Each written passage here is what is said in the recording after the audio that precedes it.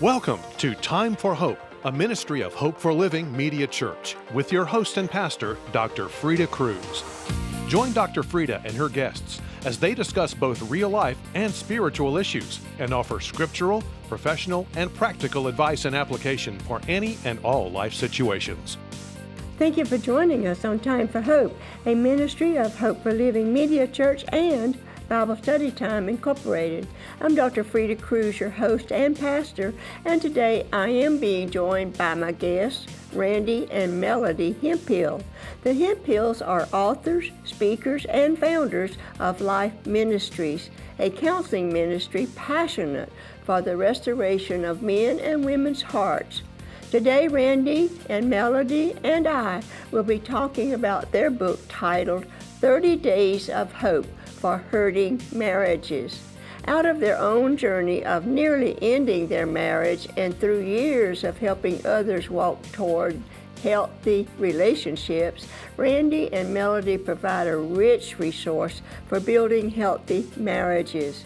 Marriage is a full-time job, worth the rewards, but not always an easy harvest. Stay with us as we discuss the godly wisdom, encouragement, and hope for those in a marital storm. And Melody and Randy, it's great having you on Time for Hope. Thank you. We've already had such a good time talking about people we know and have known, I should say, and our backgrounds and so on and so forth. So this should go really good. Of course, we want the Holy Spirit leading us as we don't want to depend totally and solely on ourselves, do we? But you've really bared your souls in writing this book. Is that exactly why this book was written? God said, do it. Yes.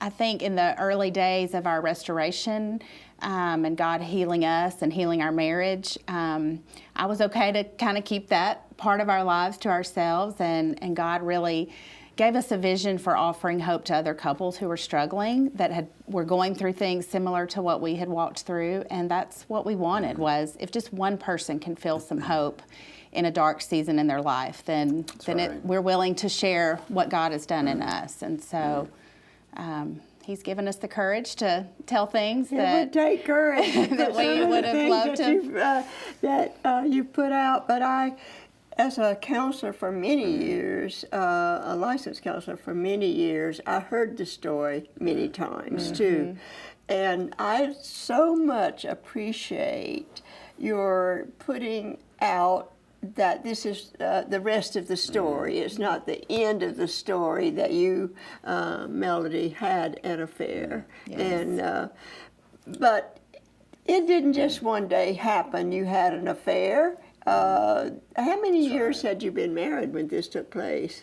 We had been married about 6 when this other relationship started, and so as we learned later on, that's a really pivotal time for married couples. And so I think the newness had worn off in marriage, and we had gotten very, probably, I think, just naive in some ways about what the enemy would want to take away from us in our relationship and how that would affect everyone in our lives. And so we quit trying to guard our marriage the way that we needed to. Because so you say the pivotal was 6 years, and I learned it was 5 years very often that a couple hit the wall, so to speak, and it slips up on you, doesn't it? It does. Yeah. It does. But then you go back and you talk about that in your book, to the day you were married, and the expectations. When I go to weddings or attend weddings and hear them make those vows and see how happy they are, and all of those, you can tell they're just filled with expectations, and I already know that they're going to get disappointed. Yeah. Right? That's right. Yeah. And when you think about it, every marriage, we always begin with the whole happily ever after. We never envision going through difficult seasons like this. But when Melody and I hit that season, I think we also realized, Dr. Frida, that we brought a lot of stuff into our marriage that we had never dealt with. And every couple does. Every couple and I does. never forget to tell them that. When you're bringing two people from two totally different backgrounds together, we bring all of our baggage or garbage with us into that one relationship. So when our marriage collapsed, and there was an affair, there was a whole lot of issues that, from looking to my career for validation and emotional passivity. And when our marriage collapsed, it was an opportunity for Melody and I both to begin to deal with some of those issues. And so the healing and restoration was both an individual process, and then God slowly began to mend our hearts back together. And here we are coming up on 22 years of marriage. After you were on the verge of divorce. That's right. Yeah. I mean, we're a work of grace, no doubt about it. Yeah, sometimes I wonder, especially as we get prayer requests in, why there already hasn't been a divorce. And then other times, I would greatly encourage couples to do what you did, slow this process down, even separate if it becomes necessary for a while to rethink and seek help through counselors and looking to God and so forth. That's right, because the process is very much a spiritual and an emotional healing process. And so, even though, we weave parts of our story into the book, and that the recovery from that was not just Melody dealing with some issues, but it was both of us choosing to say, you know what, I'm going to deal with me. And for the restoration of our marriage, it's going to take two people getting serious about that. And, God began to do a work through those early days and months. It's too bad a couple can't do that ahead of time, isn't it? And I used to do premarital counseling, and I had I don't remember what the form was that I had them fill out and look at and go through, and it would give me a reading of what that marriage might be like. Right. I wish I could think of it, but I can't, and it's probably not being used today. But I remember having advised some couples, don't do this. It's not going to work. Yeah. And they bowed out and really appreciated my as it were, saving them from what could have been ahead. Yeah. So I don't know if some counselors are, willing to do that, but I was willing to do that at that point. You do counseling, don't you? Yes, ma'am. We do a lot of counseling together. And then, and a lot of it is crisis situations, whether it's dealing with an affair that's surfaced or an addiction. But then a lot of couples just go through the normal wear and tear of life and marriage and kids. Rearing kids puts a lot of stress on a marriage, doesn't it? It does. And they can be a joy, though. They can be a joy, but they sure can, as I say. We have 4 of those. And it's typically the snowball effect. You don't realize up front, but then over years of that, suddenly you arrive today where you say, I don't know you. And the easy option in our world, kind of pulls us to just bow out. But, what we want to say is God is able to do the impossible. And He can take what it is a very broken relationship, seemingly impossible for restoration. God is able to work through that. And we're living proof of it. Yeah. There's nothing impossible with God. That's right. Is there not even two people that have not put, number one, God first, and number 2, their marriage first. That's what it requires, isn't it? That each put God first. Yes. And then that marriage being first, even when those kids come along. That's right. Yeah, because you're going to be better parents if you have a better marriage. That's right. Melody, you're not talking much. By the way, I have a daughter-in-law named Melody. Oh, good. Yes, in fact, my only daughter-in-law, her name is Melody. Yeah. So she's a school teacher. Okay. Yeah. So so we're talking about hurting marriages, and you've been married more than 20 years, and you had. And Melody, still can't believe God had to give you the grace to put out that you had an affair. Yeah. And I have never counseled with a couple that happened in that that were happy, number one, that they did it. And as a general rule, didn't break up the marriage and marry the one they were having the affair with. Right. I haven't seen much of that. So Right. It's not a matter of finding somebody you love better. Right. It's usually other issues that cause, and you even mentioned one of them, addictions. Addictions can kill a marriage. And addiction to alcohol or drugs can kill a marriage, but it also can put people in places and with people they ought not to be. With, so to speak, and cause these kinds of things. So there are other things, and we used to call it in our groups of counselors the big C. Communication, not communicating. And then, but you all decided what you call in your book to stay, you were going to divorce, but then you made a decision to stay put. I want to talk about staying put, but they're telling me it's time for a break. So when we come back, we want to pick up with that decision to stay put in your marriage. All right? That would be great. Okay. And we will be right back.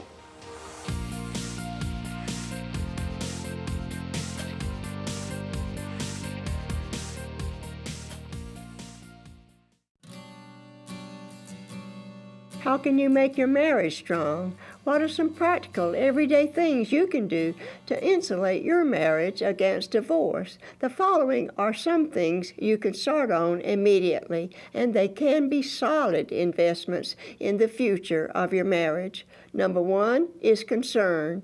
If your marriage is experiencing a lot of conflict or is not providing the meaning and fulfillment it was intended to, someone needs to express concern for its future. If you have expressed concern and your spouse is unresponsive, pray for direction and take the initiative to get started on securing your marriage. 2, commitment. Recommit yourself to the marriage and to each other. Resolve to stay with the marriage if at all possible, unless it is not physically safe. Commit to bringing God into the situation by submitting yourself, your mate, and your marriage to Him, seeking help, direction, and strength. 3, conflict management. Instead of continuing the circular and never-ending arguments, learn to communicate. Resolve to interrupt the power struggle or the need to control by choosing your battles and being willing to give in when you can, and it will make for peace, either with and sometimes without compromise. Open and honest communication will be needed to repair a broken marriage, whatever the reason. If necessary, find a qualified Christian counselor who can acquaint you with some basic keys to good communication. Care. A marriage needs lots of tender, loving care. This means you must be attentive to your partner. You must try to understand his or her needs, and that you must be willing to meet his or her needs for love, security, and personhood within the relationship. And 5 is compassion. Partners within a marriage will need forgiveness when they offend, understanding when they are difficult, empathy when they are hurting. These investments in your marriage can reap rich dividends. A good marriage is worth working and waiting for.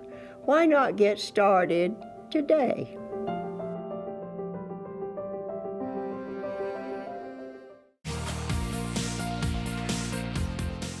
Welcome back to Time for Hope. We appreciate you staying with us. Our guests for today are Randy and Melody Hemphill, and we're talking about their book titled 30 Days of Hope for Hurting Marriages. And that's a big title, but it says it, doesn't it? Yes. And to think that you had in mind that things can turn around in 30 days. These are actually designed to be devotionals, aren't they? Yes.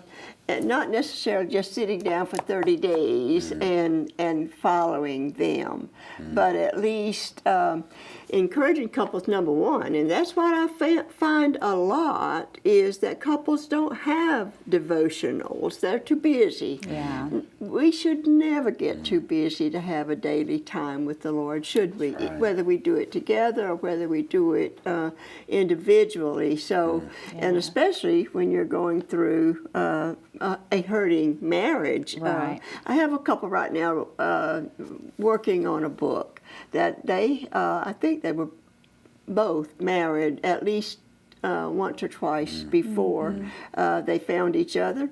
And they have a lovely marriage. And what has drawn them together is they came to know the Lord, and they sit down. They have the time every day to sit down together early for a devotional. And I've encouraged them to write a book about that. Yeah. So if more couples could arrange, whether you do it at night or whether you do it of a morning, I would encourage everyone that knows the Lord to find some time to be with Him, whether together. And it would be good if a couple could do it together. I know Jonathan Edwards assembled his family. I think he and Sarah had, I believe, 12 children, 11 or 12, and he assembled them together every evening. Of course, people don't have time for that these days, they say.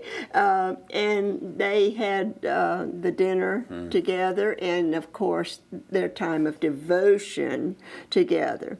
At one time in America, and we're talking in the 1700s, at one time in America, there was an Edwards descendant heading every major industry in America. Wow.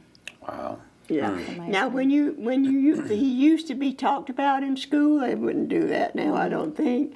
And all they could ever hear was that he preached that sermon, "Sinners in the hands of an angry God." His famous one. That famous one. But he was a compassionate, loving man. And by the way, he and Sarah, I've read about their marriage.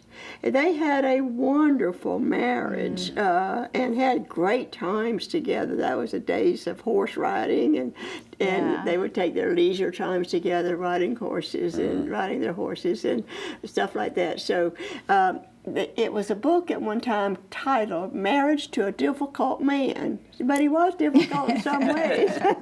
All of us men can be. But their stories just don't. They just go on and on as to what God can take two people if they'll spend time with Him in prayer and united together over His Word. What can come out? You're agreeing with me on this, right? Oh, definitely. It's so vital to just be grounded in God's Word and connected in that way, because that gives you such a strong foundation for all the bumps in the road. And just from our experience, that was something that we had let slide, which made us vulnerable when we went through this dark season and my infidelity.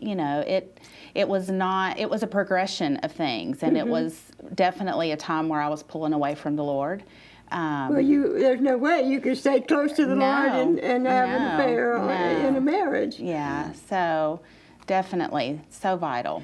I would guess, though, that the enemy put things into your mind saying that because of such and such and such a thing about Randy and what was going on in the marriage, that it was all right to do this. Oh, sure.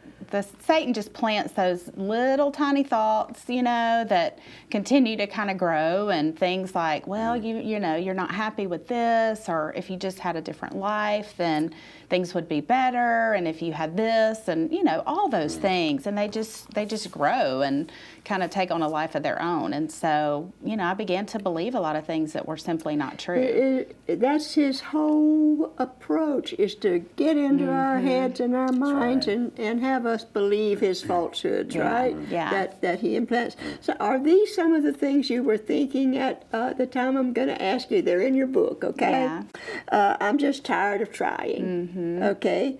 Why does this have to be so hard? Yeah. Did you come to think marriage was hard? Like, Oh, yeah. Yeah. Marriage is hard, We yes. keep having the same conversation over and over and over. You want to comment on That's that? right. Yeah. Wow. Was it failed communication then?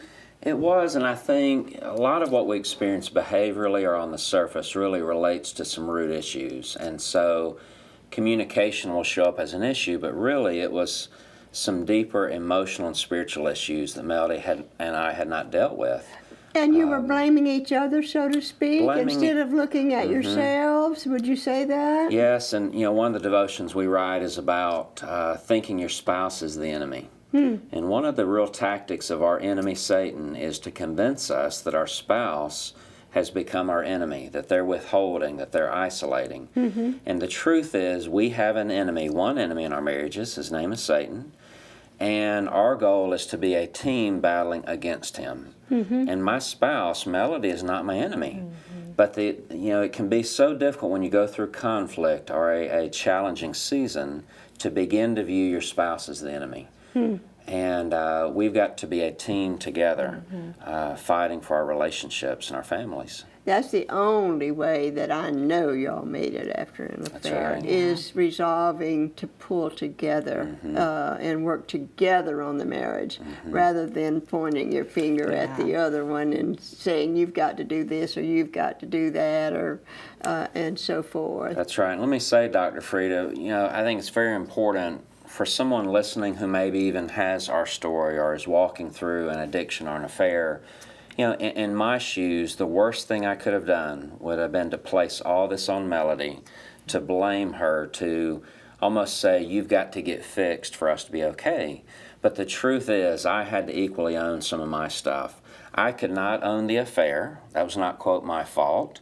But I had to own that our marriage had digressed into a bad season. And so we see that a lot in counseling, where the person more in my shoes will blame or will point fingers. And the truth is, it takes two people owning their brokenness, owning their own sin issues, and then coming to a God. Or neglect in a marriage. That's just right. neglect in a marriage. But it takes both of us. It takes both. To be able to restore that. I teach all the time, we have to get honest with ourselves. God requires it in our own relationship with Him, and He requires it of couples. That's right. I want to go over the rest of these with you, Melody. I don't know if he'll ever change. Did you have that thought? Yes. She just won't listen to me. Have you ever had that thought? Often, yes. Maybe this is as good as it gets. Oh my, when you get there and you think you've got a lifetime to look ahead to, as good as it gets, it is not good enough. Right. Yes. That's not a good point to come to, is it? No. So, I know what we're going to do. We're going to do it. We're going to pick up right here next week, and we'll have 2 weeks of this show, because so many hurting people in hurting marriages are viewing us, and they're going to want to hear the rest of your story, and we certainly haven't told it all this week. In the meantime, we are wanting them to know about your book, and I'm encouraging all of you that are in a hurting marriage that it's a great book, a great resource to draw from in having the marriage that you've always wanted, in restoring a broken marriage. And just, it covers a lot of issues. It doesn't have to be that there's been an affair involved for you to get a lot of good stuff out of this, and it certainly guides you to a closer relationship with the Lord. So I encourage you to make sure to stay with us. We'll be right back next week with Randy and Melody Hemphill talking about their book, 30 Days of Hope for Hurting Marriages. And then in the meantime, I have some things to share from you from a couple of our viewers. And the first one is, Dear Dr. Frieda, I would like you to pray for our marriage. We My husband has been unfaithful to me after 35 years of marriage. That is so sad. 35 years of marriage and then unfaithfulness. I am heartbroken. Of course, we understand that. Please pray for healing, direction, and wisdom from God, and that our marriage will be restored. And certainly we have already taken that prayer request up with God. And again, I could recommend the Hemp-Hills book to you as a resource. And we take up each and every prayer request that comes into Time for Hope. We take them up individually. We don't give out names, but we do go before the Lord, knowing that God can restore hurting marriages, can heal. We get so many different kinds of requests. Can heal brokenness, can heal physical conditions. There's nothing impossible with our God. So we go to Him with these prayer requests, believing that. If you haven't sent yours in, we encourage you to do so. And then I have one that gives me encouragement. Dear Dr. Frida, I thank God for you and your ministry on Time for Hope. I get so much out of what you and your guests, and I so appreciate referring to my guests, share with us, and that, as I say, that's a great encouragement. And then another thing I want to say is, we would appreciate greatly anything that you can share with us financially. The expenses are great. We've gone across the world. They are great, and we would appreciate your sharing with us. Whatever you can share with us will be appreciated, and then make sure you tune in again next week on Time for Hope.